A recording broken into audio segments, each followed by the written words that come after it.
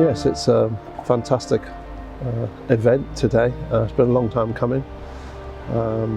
This building was built in 1974 as a temporary building, according to the lease.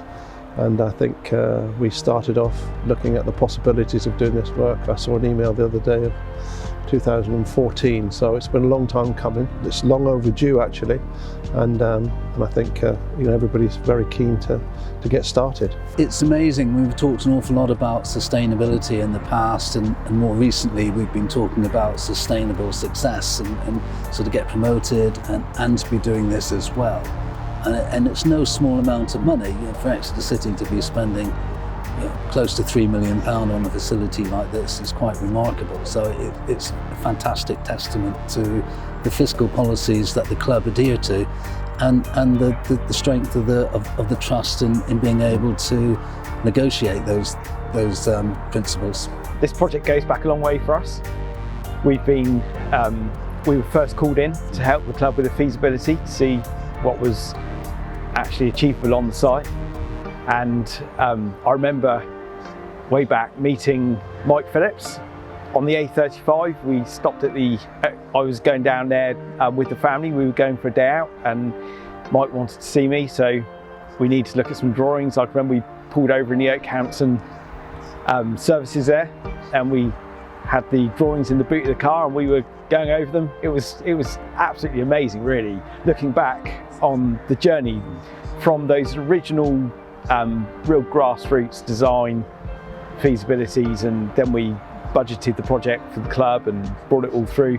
We were really thrilled that the club were able to come to us to help them take the project forward. It's just been an amazing story. It's actually home, people do like it. In the summer there's nothing sort of better. It's great, the balcony, and it's nice and warm, but in the winter you have to put your hat and coat on in the winter. That's to go inside the building. It's pretty poor. There's obviously some serious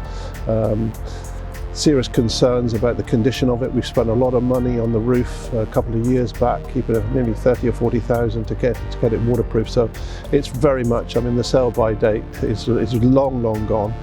And to put the kind of facilities in here, at the moment the players have done a phenomenal job, as has the club across the board.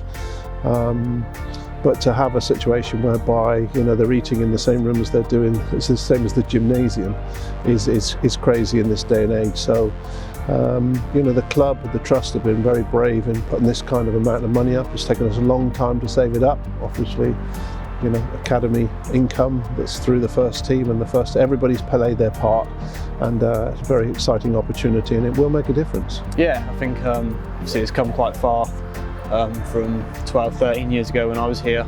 It was completely different.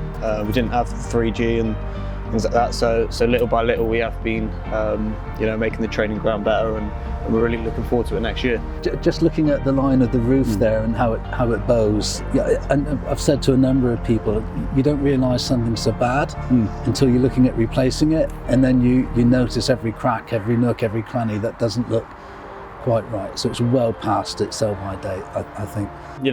Credit to East Devon Grecians, I think John, Diley, they've been in every pre-season painting the banisters behind me, and it goes a long way, because obviously in the last few seasons or the last 10 years we probably haven't had the money to do that. So credit to the volunteers that have come in and tried to make the ground as nice a place for us players and everyone else.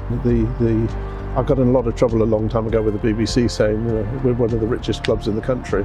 What I really meant by that is we didn't owe any money. And these things take a long time, and people in football are very impatient. I think our fans actually really do understand the nature of what we're doing.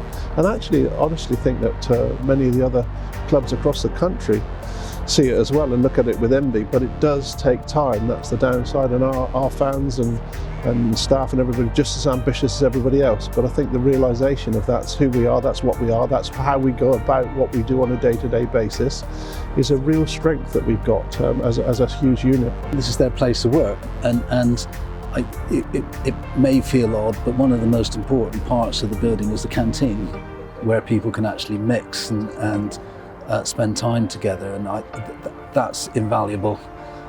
The fact that people will have comfortable offices, that they'll be warm, they won't be fixing leaks, And when new players come and have a look around the place, and it already looks, if you look out over the pitches, I mean, it looks remarkable here.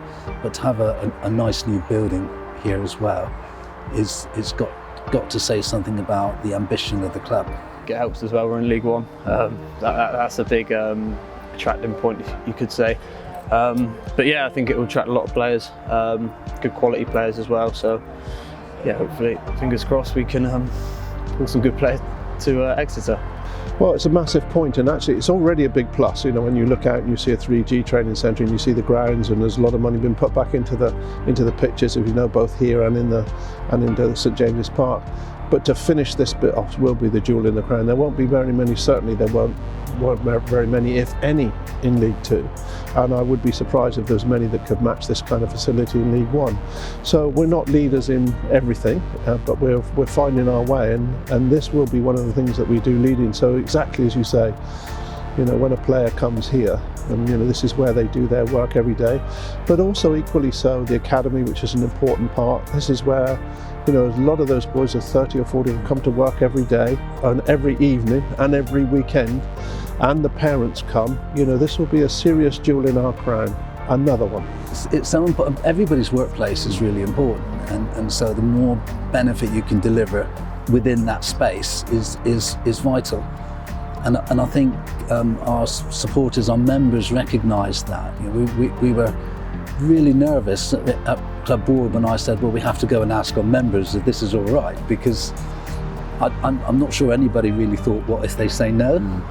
But I think all of our members have recognised the need for this to happen. They voted very intelligently. We had a forum and we talked it through, and experts came along and talked to them. So it demonstrates the seriousness with which the club is backing supporter ownership, and so it's a big moment for Exeter City, but I think it's a big moment for supporter ownership as well, and so certainly here.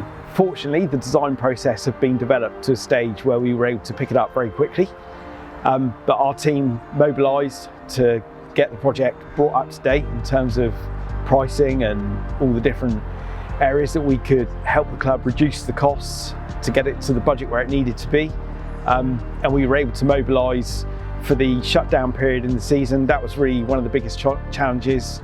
There's some major groundworks that have got to be done, and those groundworks need to be done while the players are away. So we've managed to do that.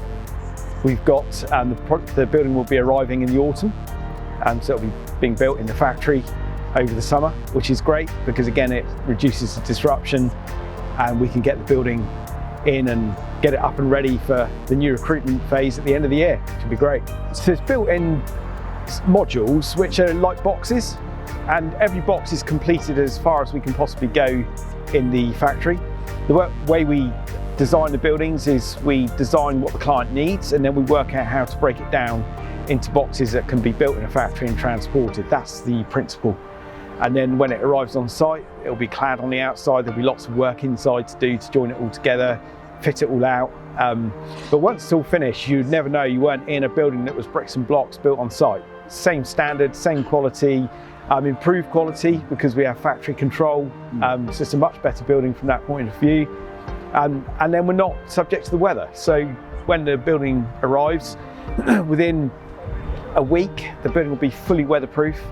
And that means we can get on inside, finishing it all off.